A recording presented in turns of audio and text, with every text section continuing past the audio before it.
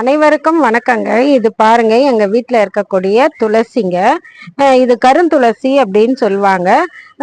கிருஷ்ண துளசினும் இதை சொல்லுவாங்க. இந்த துளசி பார்த்தீங்கன்னா நார்மல் துளசி மாதிரி இல்லைங்க. இதனுடைய கலர் பாருங்க, எவ்வளோ ஒரு மாதிரி கருப்பு கலந்த பர்பிளும் கலந்த மாதிரி ஒரு கலர்ல இருக்குங்க.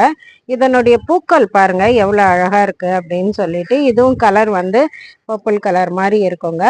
இப்போ இது வந்து நம்ம மாடிக்கு வரும்போது கூட ஒரு இலைய 2 இலைய எடுத்து நம்ம வாயில போட்டு சாப்பிடலாங்க. ஏன்னா இது வந்து எதுக்கு அப்படின்னு சொன்னீங்கன்னா, நம்மளுக்கு நோய் எதிர்ப்பு சக்தி எல்லாம் வந்து நல்லா வந்து இது குணமாக்குங்க.